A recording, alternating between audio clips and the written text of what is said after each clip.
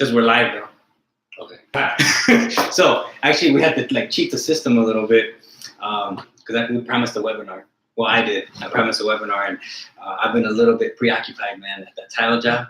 I can't get that done. I still can't get that done, man. You know what? It sucks. You know what I mean? I hope the person that was going to do it, he has speedy recovery. He has some back injuries or whatever. But at the end of the day, it kind of screwed up my schedule. So I've been kind of like 3 days. Bro, and I still maybe got another 2. Still got another 2. So let me introduce you to this cat right here. His name's Freddie. This white complexion, don't let it fool you. He is bilingual as can be, man. He knows Spanish, like, and Frank Valtierrez here as well on the YouTube. We're gonna put it up on everywhere that we can. Trying to start a little bit more on the information, trying to share my knowledge of what I've gained from this rehab that I've done that Freddie actually told me not to do. He said I'm getting in too deep. And but you know what? It's actually been pretty cool. I feel like I put in the description that I felt like I went to construction college. And you know what? You literally it's like they throw you in the pool and you got no option but to learn how to fire people, hire people, and a lot of stuff that I learned, I don't think I could ever have learned anywhere else, but besides doing this project. And for that, I think it's going into other avenues of construction, which is pretty cool. And a lot of it thanks to this cat right here. He came in and he saw some of the stuff that I had going on and, you know, give me a little schooling. And for that, that's why I had to bring him on, just because he was like, bro, get it straightened out. So correct me if I'm wrong. This kind of what you told me, that you were a tradesman for a long time. That's not what you're doing. You were moonlighting it. What does that mean? Well, I was full-time carpenter out of school, door and window installer. Then I branched into general construction, and then went into commercial construction. So I ran the gamut for all kinds of different construction trades. Yeah. I own the landscaping company, so I've done quite a bit of construction-related stuff. Very cool. Well, what I liked about this cat is that he actually has a way of explaining to you things, and like you explained to me, you walked into my house. You walked into my house, and I have some framers, some professionals, right? Well, according to what they've told me, they do the job all the time, and they're professionals. And I think it's just like you mentioned. I think everybody that gets into the real estate business or any type of business that they have should, like you said, have a basic knowledge of what they do. If you sell Chevy cars, you should at least know a little bit about Chevy. You know, it's kind of like the Tesla, right? It's like, I'm not going to go build one, but it's pretty cool to know where the batteries are made and all that cool stuff and how it works. So I think you said, and like I agree, you should at least know a little bit of real estate if you're an agent, investor, want to flip a house, want to rehab houses or whatever. But I want you to, so when you walked into my house and you saw. Well, the first thing was, you said you were doing a flip. Yeah. And what I walked into was a complete rehab. Like, so it's not the same thing. Not a change. No, it's not. Okay. To me, a rehab is something that a flip is something that you come in and need some paint, some trim work, maybe some flooring, cosmetic type of stuff. In your case, you needed structural work. You needed pretty much almost complete top to bottom house. Mm-hmm. So that's more of a project. It's like when you got to coordinate a lot of trades. You know, you come from an electrical background, so you know that everything has to take its turn. You start here, and everything has to go in a certain sequence, or else the trades end up running into each other. Mm-hmm. This is true, and I've had to learn that. And the rehab's going really well. You know, I mean, I don't think I've had too many hiccups yet. Besides the tile, you're almost done, and you're only 8 weeks in. For a complete rehab, that's pretty good. And it's my first rehab.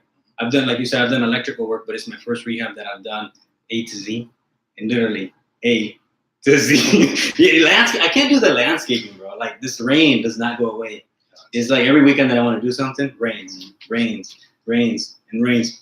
But the reason I want to bring it is I actually want to share some tips of what I've learned from, I don't know, the master and the rookie. I don't know who you guys think is who. But master's a big title. That is true. So like when you walked into my house, I really like how you explained to me, if we start from the beginnings, right? You walked in and you said, you know what? This structural beam that you have is falling. So what happened was Frank eliminated a wall and opened up the kitchen and the family room, which was a great idea because it made the place look bigger and more modern. However, you can't just go eliminating walls without first figuring out if it's a load-bearing wall and if it's supporting something, what is it supporting? Mm-hmm. So what they had done was they supported the ceiling joists, but they supported the ceiling joists, but they didn't support the actual beam that was supporting the joists themselves. So they left it about 4 feet short. It was literally just hanging there. When we went up there and just shook it, it was moving. I mean, you could visibly see that it had already sagged about 2 inches. And what would have ended up happening was you would have been able to drywall it, probably even mud it, but over time, it would just continue to slowly just keep coming down, if not all at once. Mm-hmm. So, and then heaven forbid anyone go up there to work, like, you know, the electrical work or anything like that, you step on it and you have the possibility of everything just coming crashing down. Yeah. So it's unsafe, it's not stable, and it's not proper framing. Yeah. You have to support the roof, the ceiling, or else you don't have a shelter, you don't have a home. Yeah. That's interesting, you know, because there's so many things in construction that you don't realize are part of construction. It's like you told me, a lot of the doors and the windows and things like that. Even the other day, I posted a picture of my tile work, right? The one that's been taking me a couple of days longer. And somebody said on there, that's one of the 8 weeks. Literally, and I ain't getting paid for it. Well, actually, I'm gonna pay myself a little bit. You know what I mean? So somebody made a comment on there, and like I said, I don't know too much about this part. Maybe I'm the rookie here, right? And they said something about waterproofing. I'm gonna skip around a little bit because this house has a lot of things that go with it. So it's not like we can hit it in 20 minutes. It's like a lot, right? Yeah. So to base off that, they mentioned something on there. I don't even know who mentioned it. It's a good friend of theirs, but waterproofing the thing. So I know you have seen my tile work that I've done, the back part, and you said it's good, right? It's not ideal, but it works. What's waterproofing a shower? Can you waterproof a shower? Or what the heck was that mean? What the heck did that mean? I know you had mentioned that comment. I think the comment was you should have used Durarock to waterproof it. And Durarock in and of itself is a better material than green board, which is what you use. But this house, my house, where we're at right here, my bathrooms are all green board. They've been up for 15 years, and there isn't a single issue with any of the bathrooms. So yes, Durarock is a more stable, better backing board because it's cement based. Your thin set board is typically a concrete base. You're putting ceramic tile, so it bonds better, and it's less prone to swelling because it is concrete, and it's more. If it does get wet, it won't literally like just fall off of the paper. There's no paper backing for it to come off of. Mm-hmm. But the most important thing in the tile is to set it right. Use the right mastic. And then after it's done, make sure it's properly caulked and grouted because that's your first line of defense. So it's not just because you have Durarock does it make it waterproof. It's the whole job that makes the surround waterproof.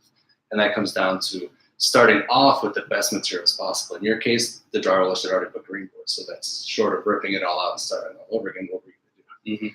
So then at that point, all you have to do is just make sure that you adhere the tiles completely so you're not weak and there aren't any weak spots where like this corner of the tile has enough mastic on and this tile doesn't. And then once it sets, you grout. The grout actually protects the water from penetrating. And the one thing you can't grout is a corner. So you have to caulk all the corners and the seams. And that's truly where your waterproofing comes in. On the outside part of it? Yeah, on the inside of the actual shower. Okay. And that erodes and mildews and deteriorates with time, and you have to pay attention to it and look at it. When you start to see voids and failures within the caulk, if you leave it alone, you're going to get a little bit of water, a little bit more. It's just going to create more and more problems. Mm-hmm. So it's just about paying attention. And when you see little flaws in it, just, it's easier to fix it when it's a little bit than when the whole thing has been compromised because of the water. But to me, waterproofing your surround comes really in the grout and the caulk work, because that's really your true line of defense from the water going through the tile and into the wall. And I've mastic that thing like crazy. Yeah. You have to. So why'd you tell me not to do a big project like that? What was your suggestion? You didn't tell me. You suggested. Well, you told me you wanted to do it in 4 weeks. Did you not? Was it? I think so. I think it was 4 weeks. Man, that's crazy. And when I walked in, I said, there's no way. Impossible. Well, it's not impossible, but you would literally have to have a crew that was already set and everything would have to go you knocked down trees, you did a roof, you completely did all the siding, you did every single window and door, you moved the openings, you did brand new electrical work. You did a brand new HVAC system. You did brand new flooring. What else did you do? I mean, literally everything in that house, all new water lines, all new gas lines, all new, exhaust vents, venting of the actual plumbing work. I mean, every trade needs a couple days. Yeah. Right? 2-3 days uninterrupted, or they get in each other's way. So until the framers are done, your electricians can't come in, or the HVAC guys, or your plumber. So if your framers take a week, then your HVAC guy is going to take a couple days. Then your plumber is going to take a few days. Then, you run out of time. Mm-hmm. So a 4-week project is really a superficial cosmetic, maybe a couple things, maybe a bathroom that you're remodeling, maybe a kitchen that you're remodeling, but not literally a whole house. Yeah. So let me ask you this. So if I go to a lot of the things that we do here, I guess, let me see how I can ask you this. So if you do sales like me, right? I do sales. Sales is pretty much the same thing. If I go here, Florida, right? You just deal with different customers, different objections. Mm-hmm. In construction or real estate, is it the same thing? Let's say I move to Florida, or move to California, I move to New York. What can I do? What I do in Illinois? If I'm a real estate investor, can I do what I do in Illinois over there just as easily? Well, yes, in theory, but every market's different, right? I don't know the real estate side because I've never been a realtor, but I know that the construction practices in Illinois, because of the weather, are different than in Florida because of the potential for hurricanes and just the actual underlying water table. I mean, most of Florida is a swamp. Very few homes, if any, that I know of, especially on the southern end, even have basements. Most of them are on slabs. That's my impression. I've never worked in Florida, but that's just what I've been told. I know California has stricter structural guidelines because of the earthquake possibilities. And then you have other things like certain parts of the country have termite issues where you have to build certain ways and do certain things for termites. And it's all nuances of the actual area of the market where you're at, because of weather, because of demographics, everything. I mean, styles change, things are different. For example, in Illinois, there's an R rating value of insulation in every home. In Illinois, I think the minimum in an attic is 30.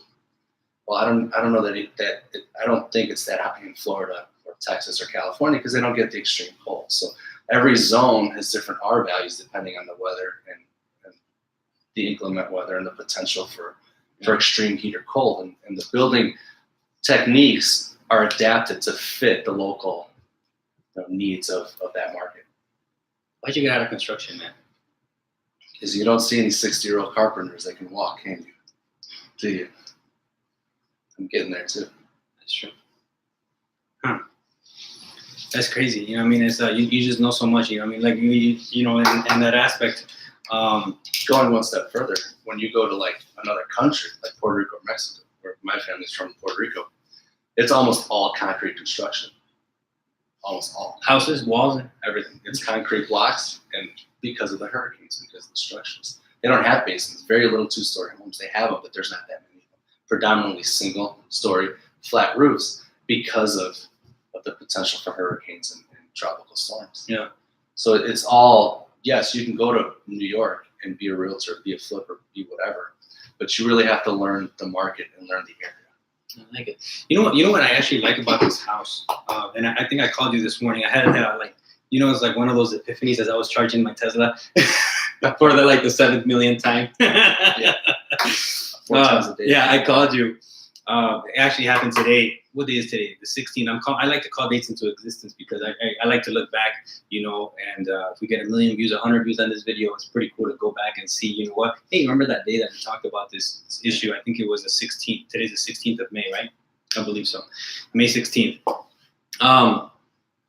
Is it? Yeah, it is. May 16th. Yeah. So anyways, we're talking about it today because we want to wrap it up a little. Because he knows so much, and we all have our strengths. We all have our weaknesses. We were talking about, actually, my coach that does a lot in this. I can call him a coach because he teaches us, Billy Jean. Bro, monster on webinars. I should have learned how to do a webinar already by this time. I should have. So anyways, he always says we always have something. You should always have something to present or something to sell or something to help the audience with. Not that I really have anything to sell, but I do have 2 things I want to talk about really quick before we wrap up. I think you should do more construction, but in a different way. In a different way. And we talked about this today, that we want to set up something of like courses that we can help people out, because there's a lot of construction. Is there, well, before I get off, is there construction college? Or did I just make that up out of thin air? No, well, they don't call it the School of Hard Knocks for nothing, right? So you learn as you go. No one comes out of school learning. And even if you did learn the theory behind it, you still have to learn the practical application.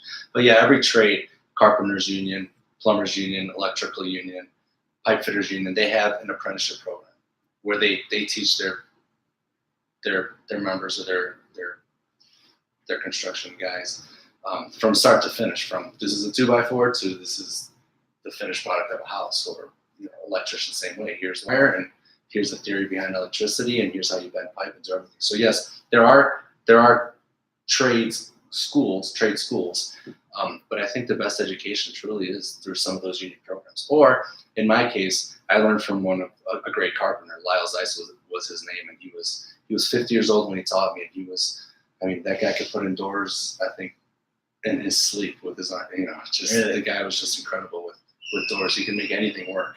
And it's just learning and being able to pick up and pay attention to the guys who are your true teachers. Because I didn't learn everything on my own. I had a lot of people who helped me along the way. Of course. And that's really where it's at. It's about finding someone who can mentor you. And when you don't know, ask questions. Because there's no shame in just saying, listen, I don't know. Can you help me? It's like when I called you. And yeah. We moonlighted. Well, and I find that most people want to truly help and are willing to help. Yeah. So I've never had a problem finding an electrician or a plumber or an HVAC guy say, hey, listen, you should do it this way. And I try to learn from everyone I can. It's very cool. And I appreciate your time that you came over here and helped me in my house, and continue to. I still need you for one more thing. I haven't told you, I got to put the oven in. But anyways, so to wrap up the first thing that we're going to be launching here pretty soon, we're talking today, we're kind of masterminding together on the phone of setting up some type of course that we can put together to help out the community and his knowledge. So like my brother died a few years ago, and all his knowledge went with him, right? Boom, one day to the next, 1 minute to the next, literally, right? One of those things. And I told him the other day, he came to the house, and I told him to his face again, I'm like, with all his knowledge, he can't die before he shares it with all of us. So it sucks to talk about it, but the reality is that it can happen. So you're not allowed to go down under without sharing all this that's in here. So that's part of it, because I think everybody has something to share, and it's just how you present it to people that will make them want to do it. So that's one thing that we're working on. The second thing is, I'm going to share a secret about, I'm going to ignore you real quick, about, I want to share a secret of something of mine that I always wanted to do. So one, I always wanted to be a PE teacher. If you guys didn't know, now you know that's my secret. I was going to be a PE teacher, but I could never sit in class because I have ants in my pants. So I could never really go to college. So I think I took one class in college. That's all I did, literally, and I didn't even do They kick you out? They kicked me out. So At the same time, I always wanted to be a PE teacher, right? And to this day, I love kids. Love kids, and I still want to be a PE teacher, but we have to learn when we can what we do.